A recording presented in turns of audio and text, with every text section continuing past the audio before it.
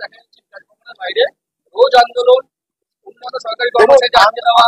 আমি একটা কথা বলি, গণতান্ত্রিক দেশে গণতান্ত্রিক ভাবে আন্দোলন করা, প্রতিবাদ করা বা কোন রকম ভাবে প্রতিবাদ প্রদর্শন করা অধিকার সবার আছে। আর বাংলা বলে নয়, ভারতের যত রাজ্য আছে, ভারতের প্রত্যেকটা জায়গায় অধিকার রয়েছে। কিন্তু আমি কোনোভাবে তাদের আন্দোলনকে ছোট করবো না, সে ধৃষ্টতা আমার নেই। আমি কোনোভাবে চাই না এই আন্দোলনকে রাজনৈতিক রঙে রাঙানো হোক। কিন্তু যারা আন্দোলন করছে, আমার তাদের কাছে অনুরোধ থাকবে যে আন্দোলন কখনো হিংসাত্মক নয়। আমি কিছু ফুটেজ দেখেছি, আমি কাউকে দায়ী করছি, যে জোর জবরদস্তি গেট ভেঙে দেওয়া হচ্ছে।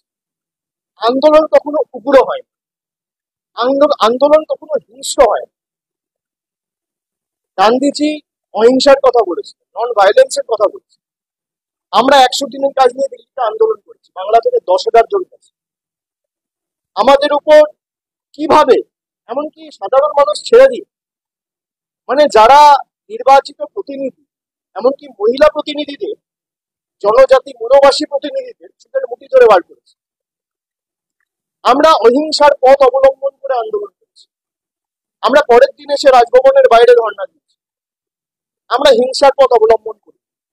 আন্দোলন করার অধিকার সবার আছে, কিন্তু কোনোভাবে আন্দোলন যেন হিংস্র না হয়।